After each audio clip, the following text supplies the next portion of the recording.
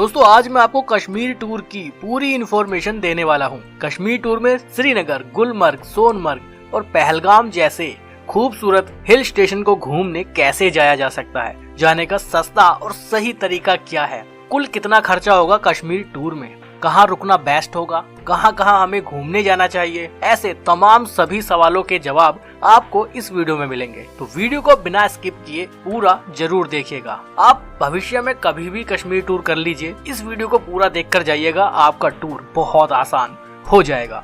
कुछ लोग माता वैष्णो देवी यात्रा के बाद कश्मीर घूमने जाते हैं, तो उनके लिए भी पूरी इन्फॉर्मेशन इस वीडियो में दी गई है। और ऐसे ही एंटरटेनिंग और इन्फॉर्मेटिव वीडियोस देखते रहना चाहते हैं तो चैनल को सब्सक्राइब जरूर करिएगा। तो चलिए आज चलते हैं हिंदुस्तान के स्वर्ग कश्मीर में।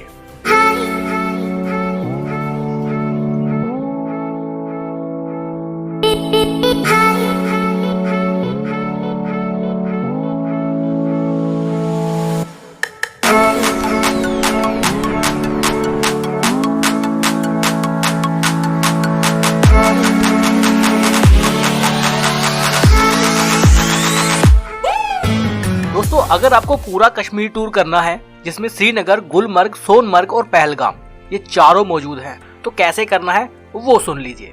सबसे पहले आपको आना होगा श्रीनगर। श्रीनगर में इसलिए बोल रहा हूँ क्योंकि श्रीनगर एक बहुत बड़ा शहर है और वेल कनेक्टेड है बाय ट्रेन, बाय फ्लाइट और बाय रोड। अगर आप फ्लाइट से आना चाहते हैं तो दिल्ली से श्रीनगर के लिए डायरेक्ट फ्लाइट है, करीब 3600 रुपए इकोनॉमी क्लास में टिकट है। इसके अलावा मुंबई, कोलकाता और भोपाल जैसे बड़े बड़े शहरों से भी फ्लाइट है श्रीनगर के लिए, लेकिन वो वाया दिल्ली होकर आती हैं तो समय बहुत ज्यादा लग जाता है। दूसरा ऑप्शन है कि आप ट्रेन से आ जाइए। ट्रेन से आने के लिए अभी डायरेक्ट ट्रेन लाइन अवेलेबल नहीं है, लेकिन कुछ समय बाद ट्रेन ट्रैक शुरू हो जाएगा। मैं आपको बताना चाहता हूँ कि आप जम्मू तक आ सकते हैं। जम्मू देश के सभी बड़े बड़े शहरों से रेल मार्ग द्वारा बहुत अच्छी तरह कनेक्टेड है। जम्मू से श्रीनगर आने के लिए आपको बाय ट्रेन आप उधमपुर तक आ सकते हैं, यानी जो लोग माता वैष्णो देवी यात्रा पर आते हैं वो लोग कटरा तक आ सकते हैं। आप चाहे तो उधमपुर तक आ सकते हैं। उधमपुर से बनिहाल करीब 93 किलोमीटर का वो रास्ता है, उस पर अभी रेल मार्ग का काम चल रहा है। आने वाले समय में वो रेल ट्रैक भी शुरू हो जाएगा। लेकिन बनिहाल से आगे श्रीनगर 109 किलोमीटर है, उस पर ट्रेन चलती है। आप चाहे तो वो वाला रास्ता ट्रेन से कवर कर सकते हैं। अब बात ये आती है कि जम्मू, उधमपुर और कटरा हमें कहाँ से जाना बेस्ट होगा।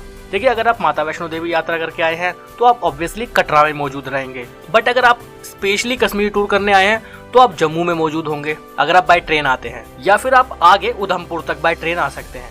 अब मैं तीनों ही जगह से बताता हूँ कि आगे आपको बाय ट्रेन कैसे जाना है। देखिए अगर आप उधमपुर, जम्मू या कटरा कहीं भी मौजूद है तो बनिहाल तक तो एटलीस्ट आपको बाय रोड ही आना पड़ेगा, क्योंकि अभी रेल मार्ग शुरू नहीं हुआ है, काम उस पर चल रहा है। 93 किलोमीटर का सफर रहेगा। जम्मू की बात करूं तो बहुत सारी जम्मू रोडवेज की बसेस चलती हैं जो आपको बनिहाल ड्रॉप कर देंगी। आप चाहे तो डायरेक्ट श्रीनगर भी जा सकते हैं। अगर आप कटरा में मौजूद हैं तो डायरेक्ट कोई बस अवेलेबल नहीं है, ना ही बनिहाल तक ना ही श्रीनगर तक, तो आपको शेयर टैक्सी मिल जाएगी, या फिर आप पर्सनल टैक्सी बनिहाल तक ले लीजिए। करीब 7000 रुपए वो चार्ज करेंगे। शेयर टैक्सी का डिपेंड करता है कि आप लोग इतने लोग हों जो शेयरिंग में आप टैक्सी बुक कर ले तो आपको सस्ता पड़ जाएगा। इसके अलावा अगर आप उधमपुर में मौजूद हैं तो उधमपुर से भी आपको जम्मू कश्मीर रोडवेज की बसेस मिल जाएंगी, जिसमें 150 से 170 रुपए वो चार्ज करेंगे बनिहाल तक। 3 घंटे के आसपास का वो सफर रहने वाला है, तो वो भी एक अच्छा ऑप्शन रह सकता है। उसके बाद जब आप बनिहाल पहुंच जाएंगे तो बनिहाल से श्रीनगर के बीच में ट्रेन चलती है।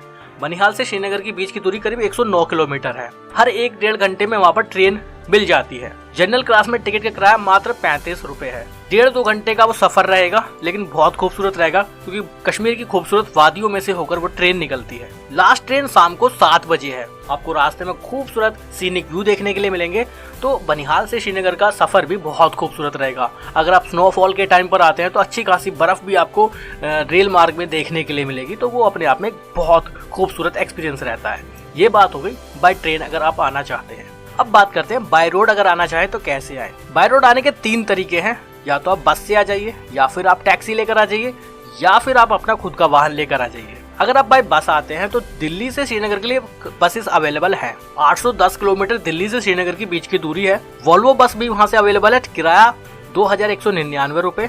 एक है बस सेमी डीलक्स नॉन एसी, किराया 1837 रुपए। एक है ऑर्डिनरी बस, उसका किराया है 1649 रुपए। तीनों बस जम्मू कश्मीर रोडवेज की हैं।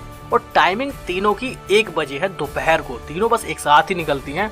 मिलेंगी आपको दिल्ली में सराय काले खां ISBT से।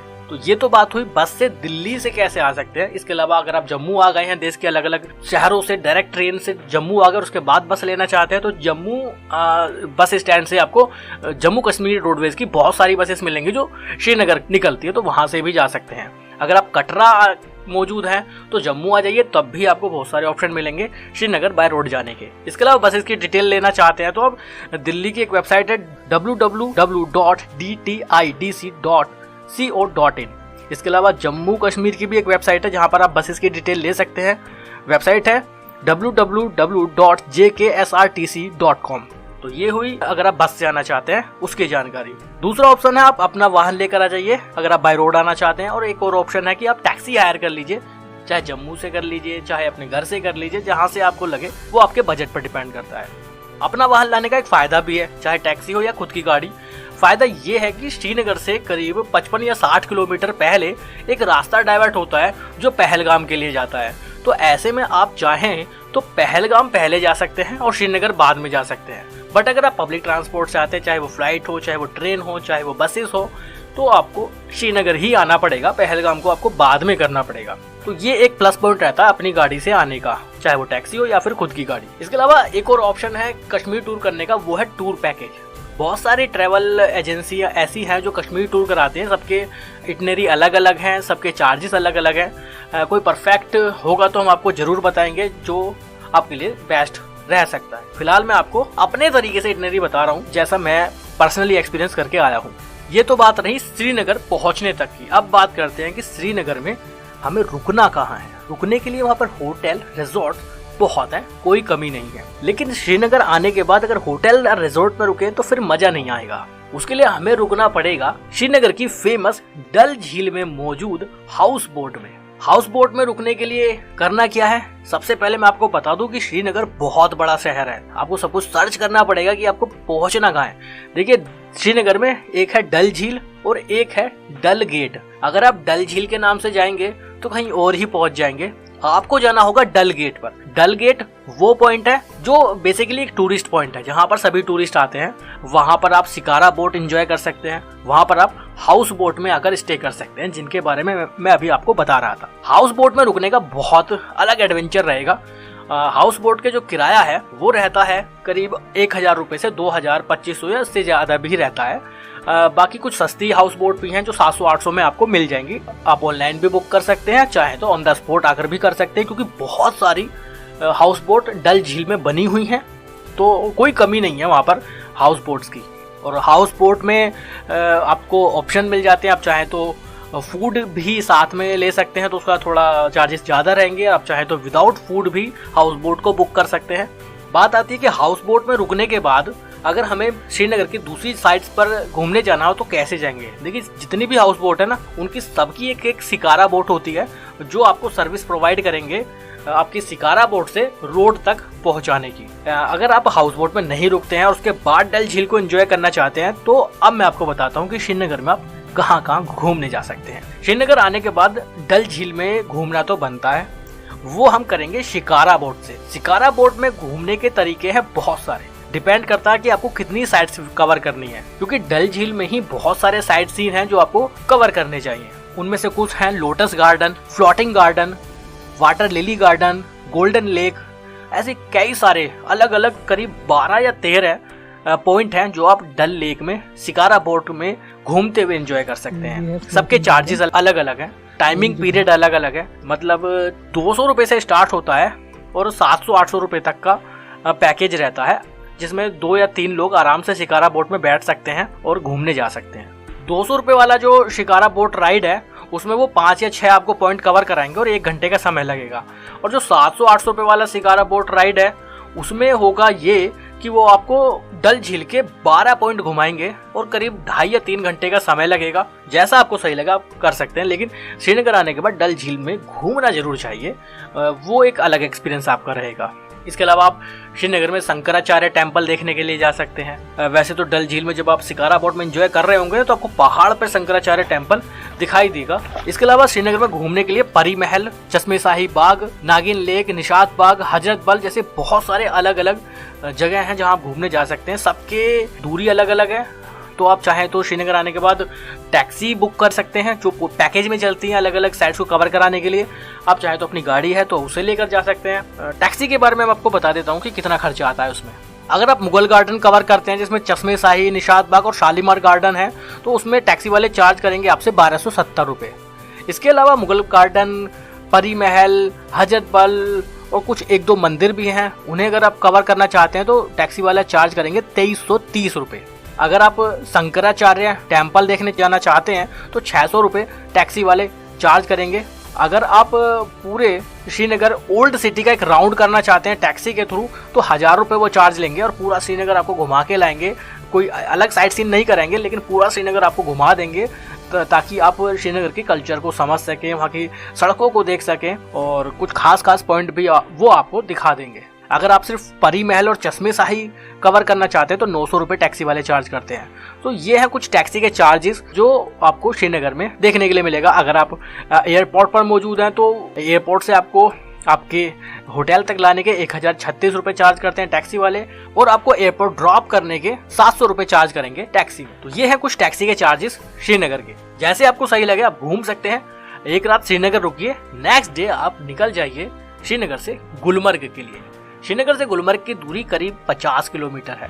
श्रीनगर से गुलमर्ग जाने के लिए भी अलग अलग ऑप्शन है। आप चाहें तो बसेस से जा सकते हैं। वैसे श्रीनगर से डायरेक्ट आपको टंगमर्ग के लिए बस मिल जाएगी और टंगमर्ग से गुलमर्ग की दूरी रह जाती है करीब 13 या 14 किलोमीटर और टंगमर्ग से ही गुलमर्ग के बीच में हिल एरिया आता है। टंगमर्ग तक तो लगभग मैदानी क्षेत्र ही रहता है। अगर आप प्राइवेट टैक्सी लेना चाहते हैं श्रीनगर से गुलमर्ग की तो वो ड्रॉप करने के आपको 1850 रुपये पे करने पड़ेंगे टैक्सी में। बसेस में किराया है 50 से 60 रुपये, बहुत सस्ता और आसान तरीका। अगर आप फुल डे टूर करना चाहते हैं श्रीनगर से गुलमर्ग का, यानी वो आपको पूरा गुलमर्ग घुमा के ले आए और वापस आपको श्रीनगर ड्रॉप कर दें तो 3500 रुपये वो चार्ज करेंगे टैक्सी वाले। वो भी एक अच्छा ऑप्शन है अगर आप गुलमर्ग में नाइट स्टे नहीं करना चाहते हैं। लेकिन अगर आपको नाइट स्टे गुलमर्ग में करना है तो गुलमर्ग में जो होटल्स हैं वो थोड़े महंगे हैं। बहुत ज़्यादा होटल भी नहीं है वहाँ पर, चुनिंदा होटल रिजॉर्ट है लेकिन वो कॉस्टली है। जो वहाँ पर किराया शुरू होता है एक रूम का वो 1700-1800 से शुरू होता है जो 5000 या 6000 तक जाता है। डिपेंड करता है सीजन पर। सर्दियों में अगर आप गुलमर्ग आते हैं तो बहुत ज़्यादा बर्फबारी वहाँ आपको देखने के लिए मिलेगी। पूरा गुलमर्ग बर्फ से ढका रहता है, उस समय चार्जेस और ज़्यादा बढ़ जाते हैं क्योंकि सबसे ज़्यादा टूरिस्ट सर्दियों में आते हैं। अगर आप गर्मियों में आते हैं तो गर्मियों में भी गुलमर्ग घूमने का एक अलग ही मजा है। किराया होटल का तब भी हाई फाई ही रहता है वहाँ पे। एडवेंचर लवर के लिए गुलमर्ग एक बहुत बढ़िया जगह है। गुलमर्ग में एक गंडोला राइड आप कर सकते हैं। 2 फेज में गंडोला राइड होती है। गंडोला राइड मतलब रोप पे चलती है वहाँ पर, जिसमें किराया गुलमर्ग से कांगडोर तक का करीब 750 रुपये जो राउंड ट्रिप में है और 1 घंटे में 1500 पैसेंजर को ले जाने की कैपेसिटी भी उनकी है। एक फेज 2 कांगडोर से आपको टॉप व्यू पॉइंट पर लेकर जाएंगे। 1 घंटे में वहाँ भी 600 पैसेंजर चलते हैं और वो भी बहुत खूबसूरत राइड रहेगी। टिकट है उसका 950 रुपये राउंड ट्रिप का और फेज 1 और 2 दोनों का एक साथ टिकट ले लीजिए तो 1690 रुपये का टिकट बनेगा। 3 साल से छोटे बच्चे का टिकट नहीं लगता और 3 साल से ऊपर के सभी बच्चों का और एडल्ट का फुल टिकट आपको लेना पड़ेगा। तो गुलमर्ग की जो रोपवे है, जो गंडोला है, वो एशिया में हाईएस्ट रोपवे के नाम से भी जानी जाती है और बहुत खूबसूरत वो राइड रहेगी। इसके अलावा बहुत सारी एडवेंचर एक्टिविटी आप वहाँ पर कर सकते हैं, जैसे स्नो स्कूटर एंजॉय कर सकते हैं, स्नो मोबाइल आप एंजॉय कर सकते हैं। 4 अलग अलग पॉइंट में K1, K2, K3, K4 सबके चार्जेस भी अलग अलग हैं। K1 का चार्ज है 1200, K2 का 1700, K3 का 2200 और K4 का 3500 रुपये। दूरी के हिसाब से और समय के हिसाब से चार्जेस सबके ज़्यादा हैं, तो जो भी आपको सही लगे आप एंजॉय कर सकते हैं। इसके अलावा स्कीइंग आप कर सकते हैं, 500 से 600 रुपये वो चार्ज करते हैं। स्नो बोर्डिंग आप वहाँ एंजॉय कर सकते हैं। ये तो थे वो सभी चीज़ें जो आप बर्फ़ में आकर एंजॉय कर सकते हैं। इसके अलावा गुलमर्ग में एक शिव मंदिर भी है जिसे आप पैदल बाय ट्रैकिंग करके ही वहाँ तक पहुँच सकते हैं। बहुत खूबसूरत वो मंदिर है। वहाँ से पूरे गुलमर्ग वैली का भी खूबसूरत व्यू आपको देखने के लिए मिलेगा। वैसे गुलमर्ग में बहुत सी बॉलीवुड फिल्मों की भी शूटिंग हो चुकी है। राजेश खन्ना का एक गाना भी इसी शिव मंदिर में शूट किया गया था। गाने के बोल हैं जय जय शिव शंकर कांटा लगे न कंकर, वो भी यहीं पर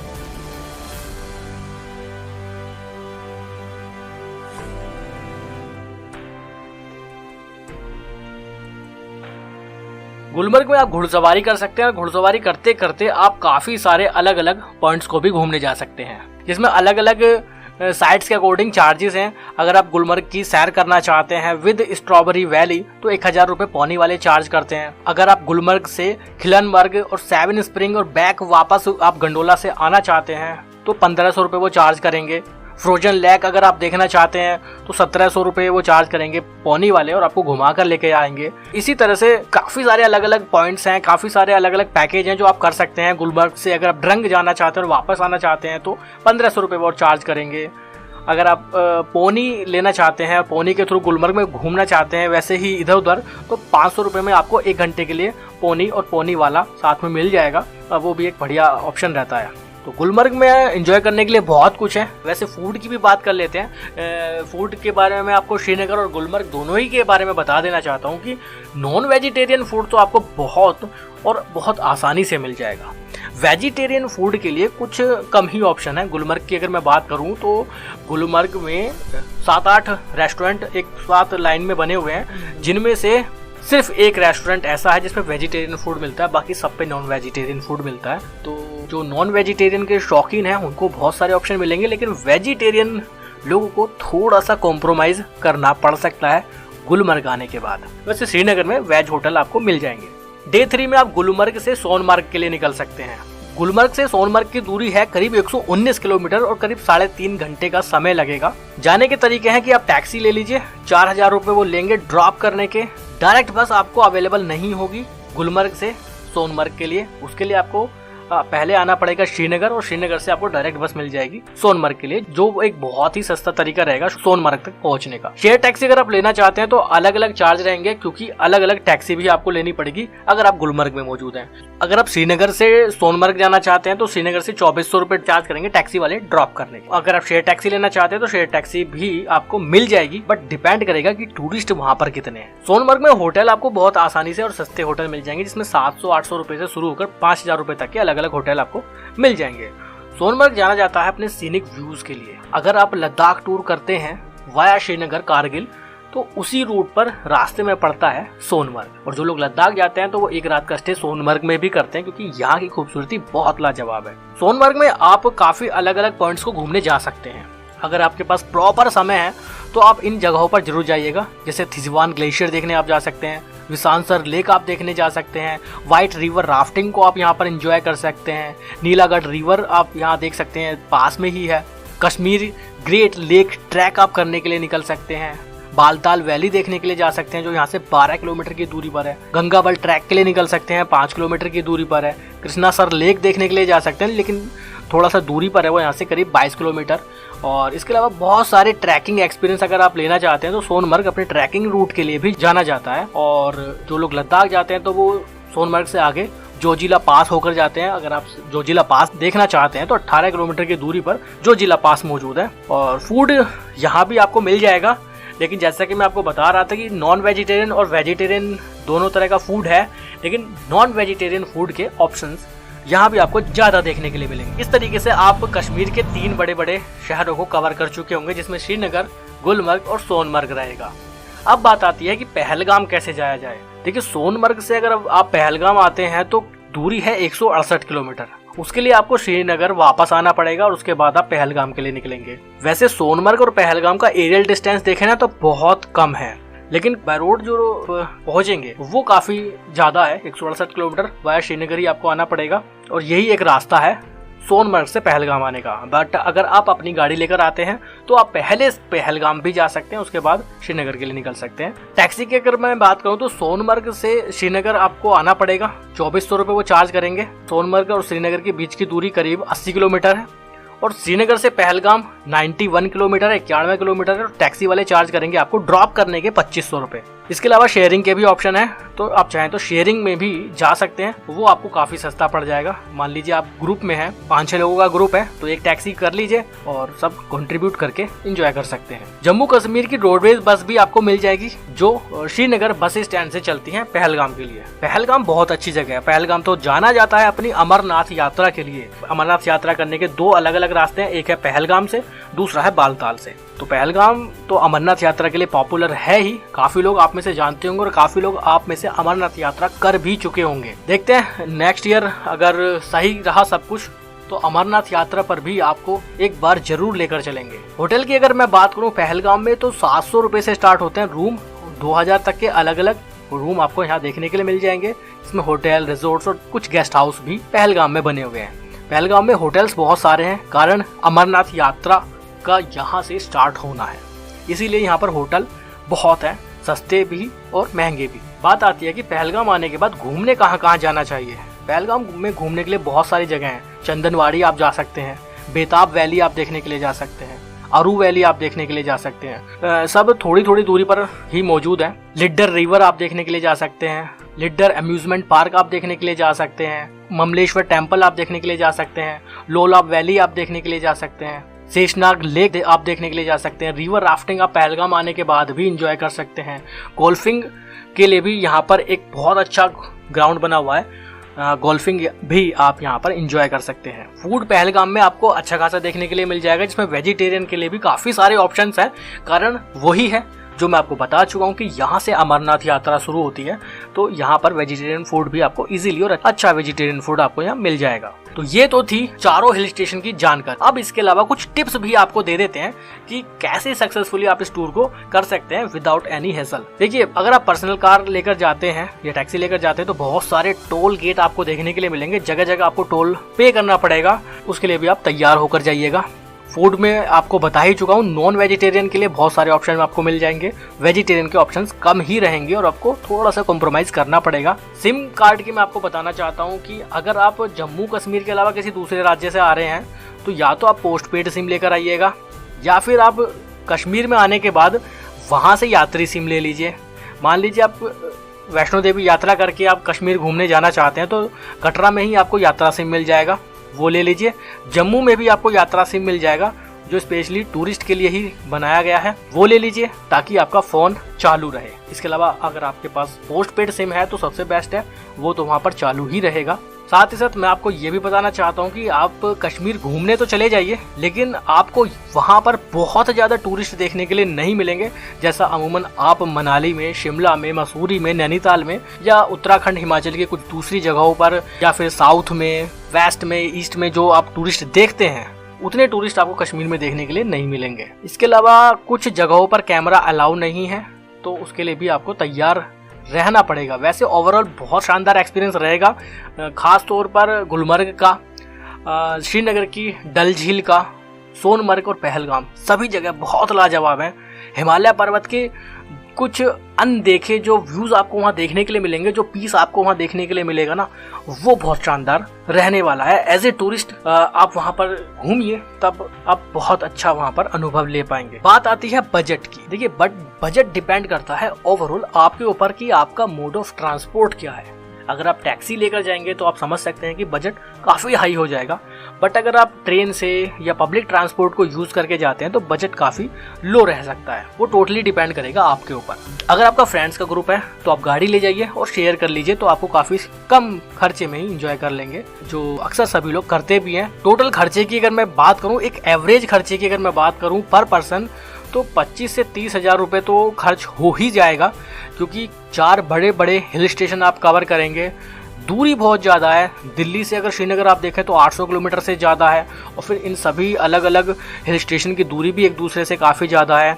अब बात गुलमर्ग की कर लें तो श्रीनगर से गुलमर्ग एक अलग लेफ्ट दिशा में है और श्रीनगर से सोनमर्ग राइट हैंड पर अलग दिशा में है, तो दूरी एक दूसरे से काफ़ी ज़्यादा हो जाती है, तो ट्रांसपोर्ट पर काफ़ी खर्चा होता है। और कश्मीर जैसा टूर आप करेंगे तो जाहिर सी बात है, बड़ा टूर रहेगा, समय ज़्यादा लगेगा, और 4 अलग अलग बड़े बड़े हिल स्टेशन आप कवर कर रहे हैं, तो 25 से 30 हज़ार कोई बहुत ज़्यादा अमाउंट नहीं रहेगा। और हो सकता है कि आप 25 से कम में भी कर सकते हैं, 20 हज़ार में भी कर सकते हैं, टोटली डिपेंड करेगा आपके खर्चे पर। इसके अलावा भी अगर आपका कोई सवाल है कश्मीर टूर से रिलेटेड तो कमेंट बॉक्स में पूछ सकते हैं, कोई डाउट है तो वो भी क्लियर कर सकते हैं। अगर आपको ये वीडियो अच्छी लगी है तो